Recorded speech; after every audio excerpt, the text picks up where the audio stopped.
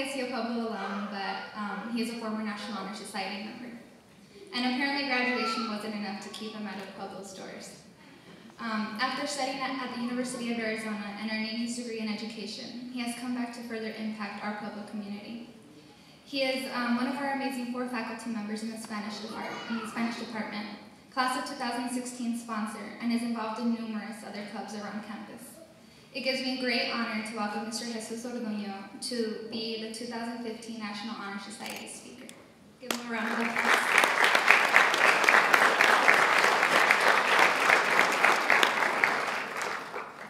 Thank you, Juliana, for such an amazing intro. Appreciate that. Good evening. Good evening. Yes. Buenas tardes. Hey, all right. It is truly an honor to have been asked to speak in front of you all today. I would like to congratulate each of tonight's inductees on reaching this important milestone in their high school career. I would also like to congratulate the parents, guardians, and family members of these young men and women. I am positive this is a shining moment for your families, so I applaud the support and love you have shown to these very deserving students.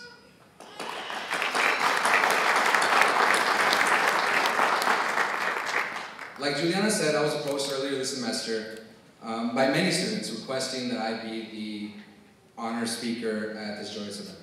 I was surprised, honored, and humbled all at the same time. After agreeing to this exciting opportunity, and once I had time to really think about it and let the task at hand sink in, I was struck with fear.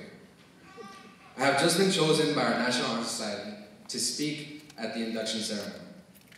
What if I can't think of anything valuable to say? What if the inductees don't like what I have to say?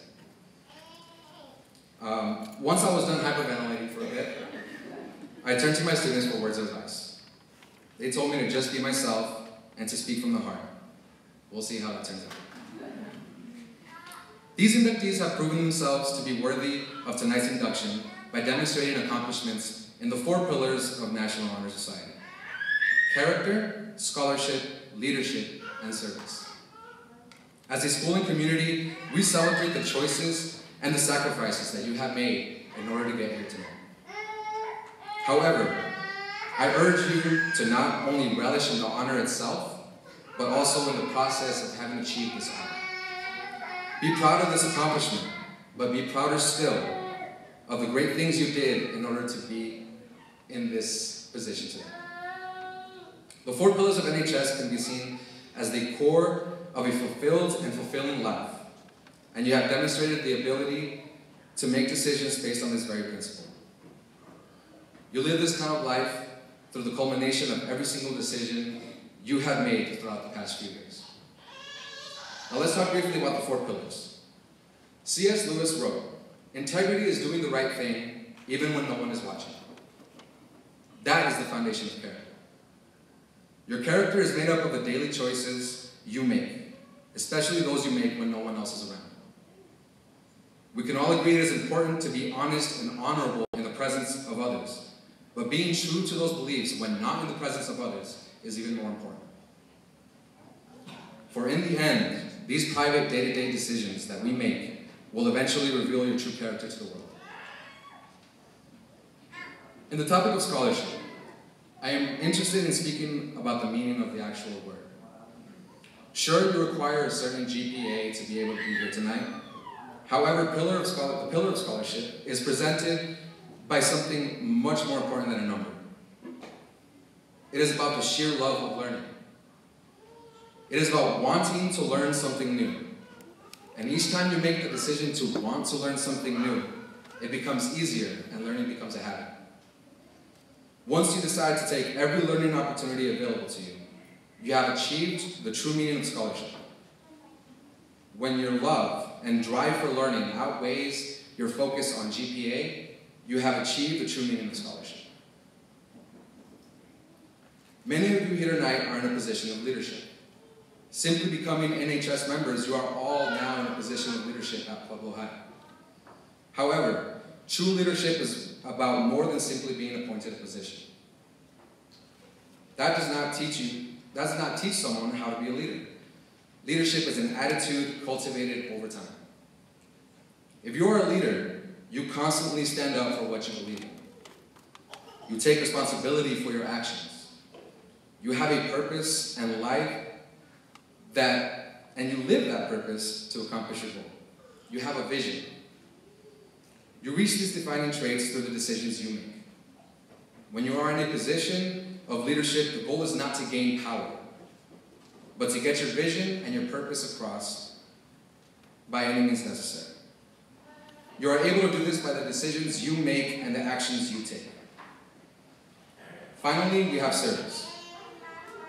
Service is a bit like scholarship in that it can be measured or validated using numbers. Throughout your time in NHS, you might be in a hurry to reach a certain number of hours by the time you graduate. I know that's difficult. I was there not too long ago. However, I again say that something this important cannot be validated by numbers. Service is an attitude. Can you go to a service event and honestly say that you are doing it for the right reasons? True service is the giving of yourself for the benefit of others, without expecting anything in return. It is about sacrificing something you have because someone else is in need. Let that be your validation. Now, in my classes, my students know that on Fridays, I like to do something called Reflection Fridays. And during those times, I like to word things in metaphors. Some of you may call them cliches. I choose metaphors. For example, in high school, I gave a speech at my graduation. I likened my high school career to a book. So we're talking about chapters and pages. This time I'm going to use a road trip to illustrate your guys' journey from now on. So how many of you drive? Raise your hand. How many of you know what a car is? You know how a car operates, you know what you need to be able to operate a car, right? Now, wheels are pretty important, right? How many do you need? 4. If you're in a vehicle, right, you need 4. How many pillars are there?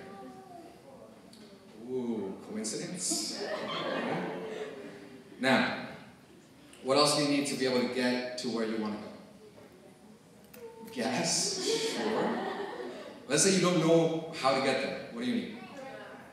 A map, directions, GPS, all that good stuff, right? So let's talk about these things and let's see what they mean.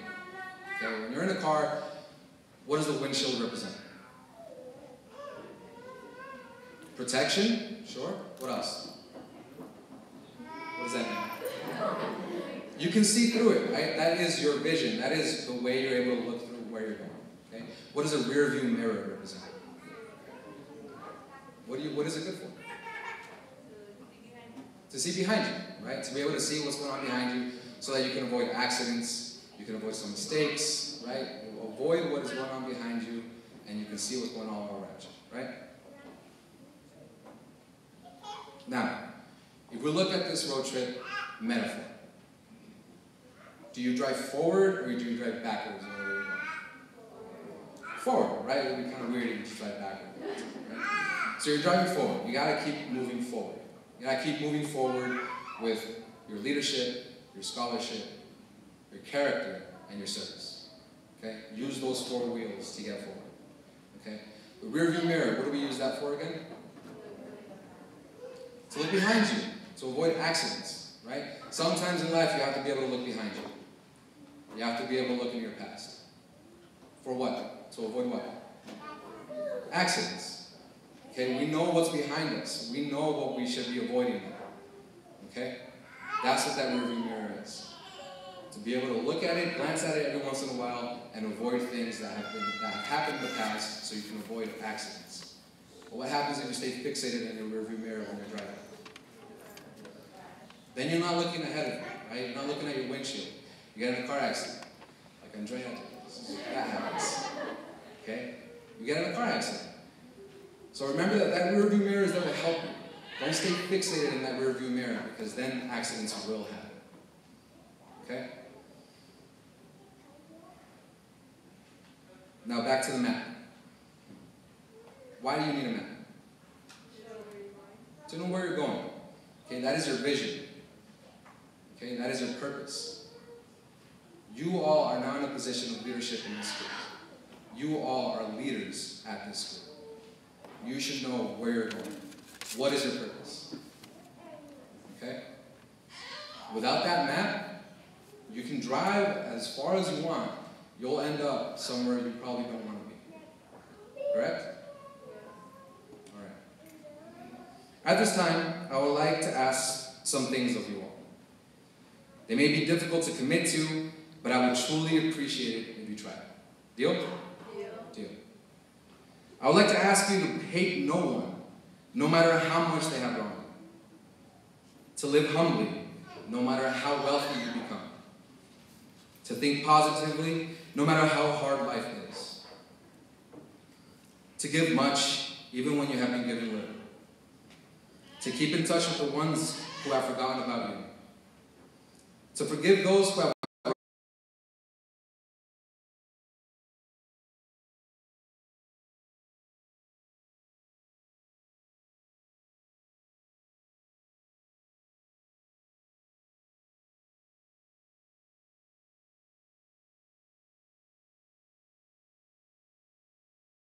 things you love to do and develop them. I challenge you to make a difference, to give back to your community, to enrich the lives around you, to leave your mark on history by making history. To do so, you must leap outside of your comfort zone. You must leap toward excellence, toward character, toward scholarship, toward leadership, and toward service.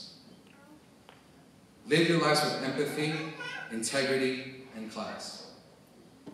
Let your passion guide you and your character drive you to accomplish things you never thought you could. On March 21st, 2007, I sat right where you are sitting right now. However, I wish I was asked what I am about to ask you. What would you do if you knew you could not fail? Think about that. What would you do if you knew you could not fail? Find an answer and go out and do it. Find your dream and pursue it. Because the world needs more of it. And you are the ones to lead it. Got it? Got it. Thank you.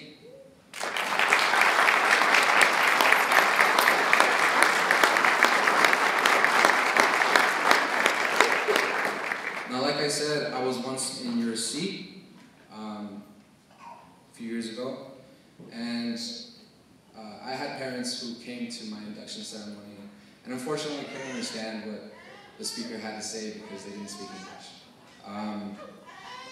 So now, if it is fine with you all, I would like to say a couple things in Spanish for those who did not understand everything I just said. Cool? All right. Padres y familias de los estudiantes que están logrando hoy un gran éxito.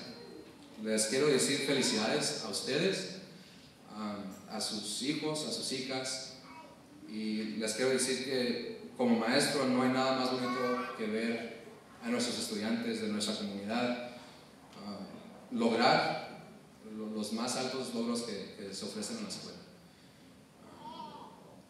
Los felicito por estar aquí con ellos, darles el apoyo, darles el amor y toda la confianza que les están dando y seguramente van a seguir dando. Y una vez, muchas gracias, es un gran honor poder estar aquí con ustedes y poder hablar con ustedes sobre este gran logro de estos estudiantes que son una maravilla. Ser maestro, apenas mi segundo año de maestro, pero es un gran honor poder venir a Pueblo todos los días y estar aquí con tantos estudiantes maravillosos, inteligentes, con gran honor, con gran orgullo. Muchas gracias. Pasen buenas noches.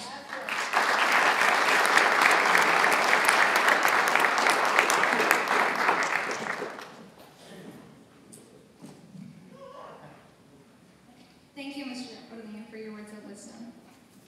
We will now proceed with our ceremony. Esmeralda Salazar will now speak about the history and development of the National Honor Society. Please welcome her with a warm welcome.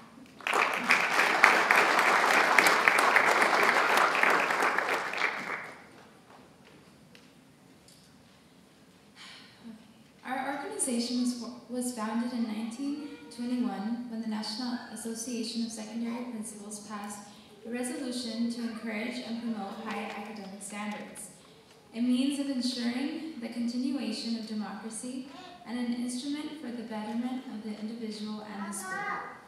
This instrument is now known as the National Honor Society, and there are more than 200,000 chaptered characters throughout the United States.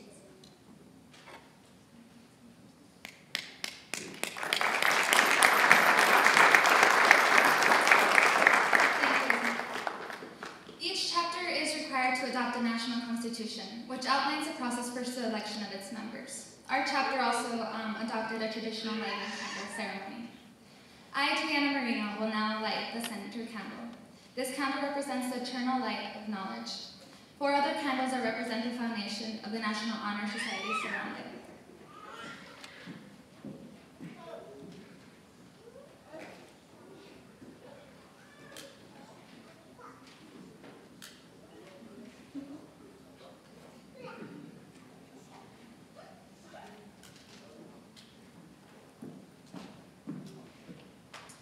With the lighting of the eternal candle of knowledge, our ceremony begins. The membership of the Elbert Brooks chapter of the National Honor Society has been earned by the effective demonstration of the 4 qualities held in high esteem by our organization and our National Honor Society. 4 of our members will review these qualities for the candidates and our guests. The first quality is scholarship, read by Bettina Sabinas.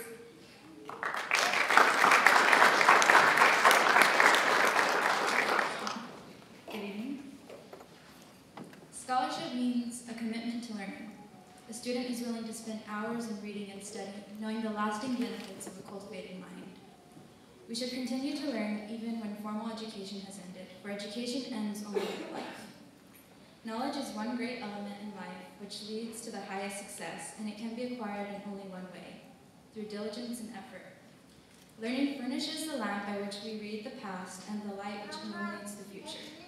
Candidates have the charge to continually expand their world through the opportunities inherent in scholarship.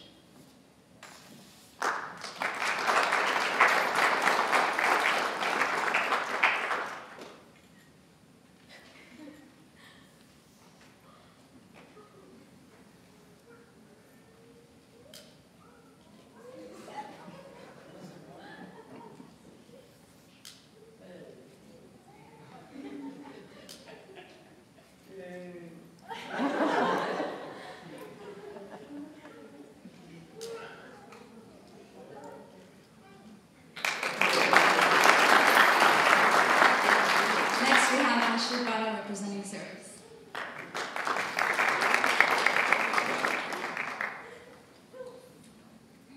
My office is service. Service can be described in various ways. In the routine of the day's work, many opportunities arise to help others. Willingness to work for the benefit of those in need without monetary compensation or without recognition is the quality we seek in our membership. We are committed to the idea of volunteering our time and abilities to the creation of a better tomorrow.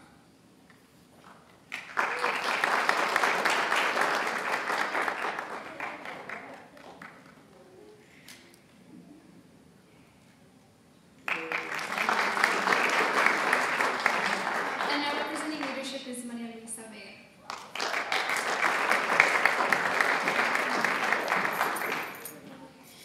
I am leadership. Leadership should exert a wholesome influence on the school. In taking the initiative in class and school activities, the real leader strives to train and aid others to attain the same objective. The price of leadership is sacrifice, the willingness to yield one's personal interest for the interest of others. A leadership has self-confidence and will go forward when others hesitate. No matter what power and resources may exist in a country, they are ineffectual without guidance of a wise leader. Leadership is always needed. Thus, to lead is a substantive charge to each of our members and to the candidate.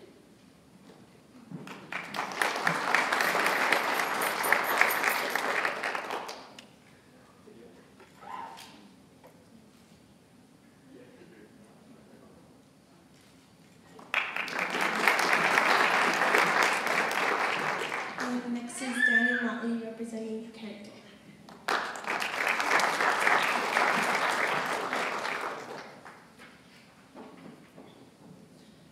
Character is a force in one person that distinguishes that person from others. It gives individuality and personality.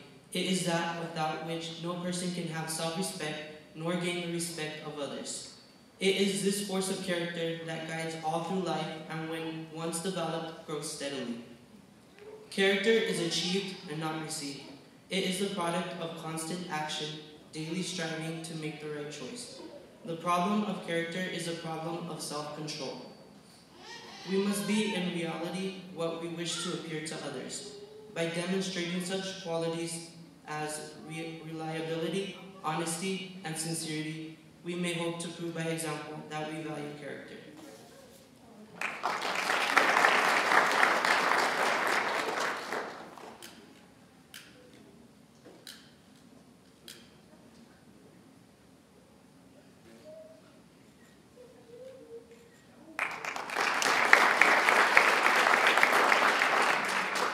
Thank you.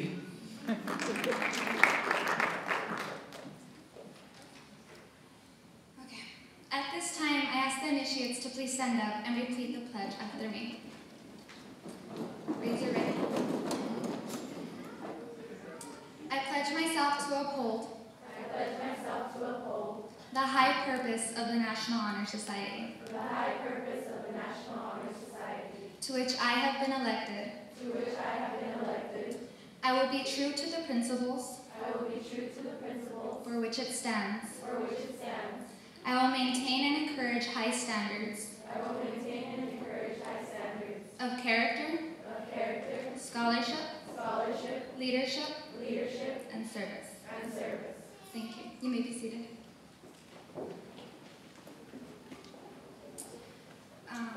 It is now my privilege to introduce once again one of our very own teachers who has prepared many of us for our journey of success. It is my honor to present to you once again Mr. Jesus Orduño, who will read the names and present the certificates of the inductees.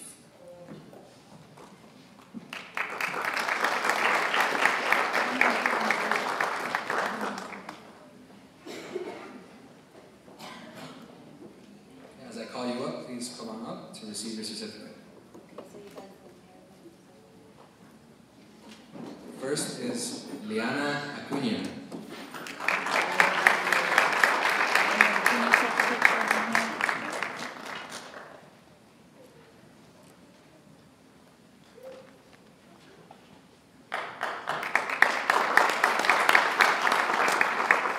Next we have Lezette Acuña.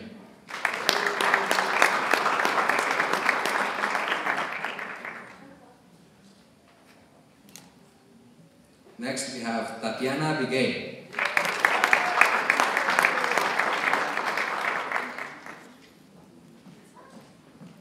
Next we have Reyna Bracamonte.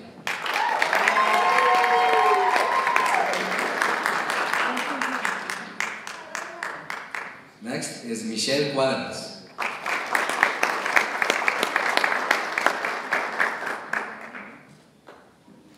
Next is Victor de la Rosa.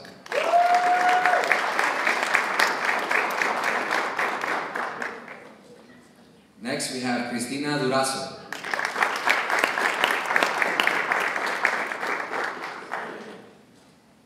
Next up we have Candace Fernandez.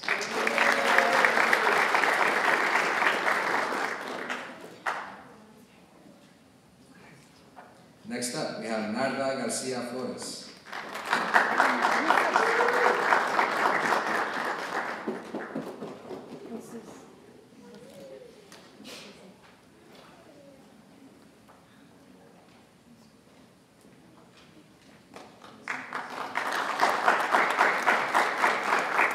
Next we have Islava.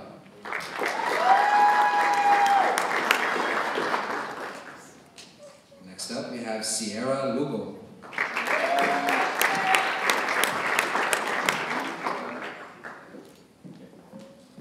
Next we have Valentino Lugo.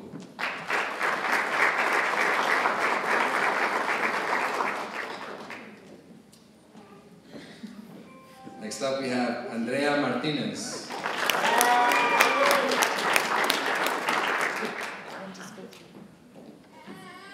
Next up, we have Jessica Martinez.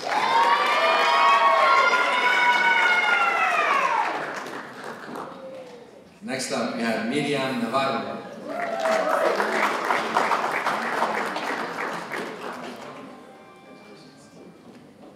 Next, we have Marina Orr.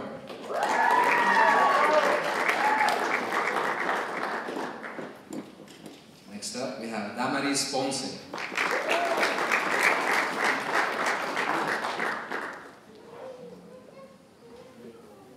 Next, we have Salas.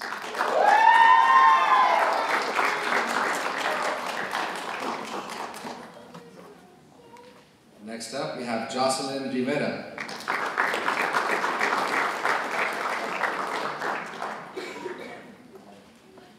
Next, we have Topacio Salazar.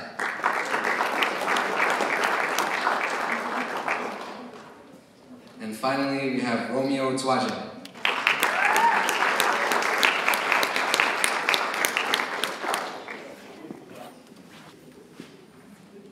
Congratulations, inductees. Let's give them a round of applause.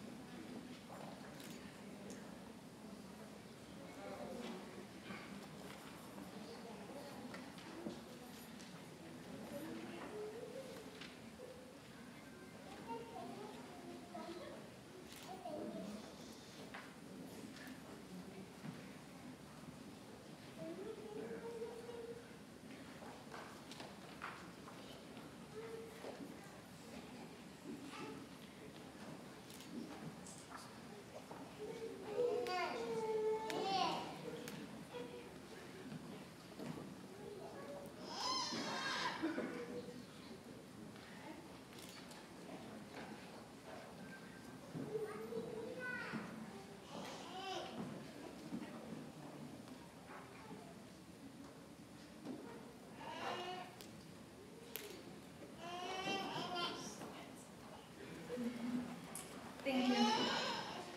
Our initiate, who was scheduled to take the pledge today, Santos Barbosa, as you guys, some of you guys may know, was in an accident this morning. So to take his place today is going to be Topacio Salazar. She will accept the membership of the National Honor Society.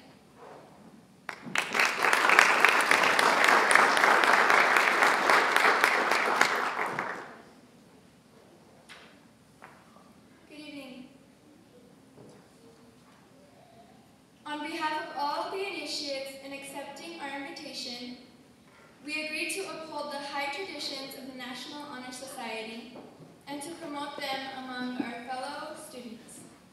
Thank you.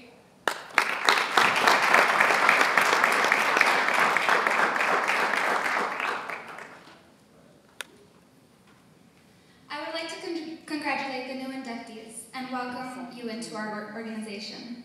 New inductees, members of their families, and distinguished guests, would you please join us for a dinner in the cafeteria? Thank you.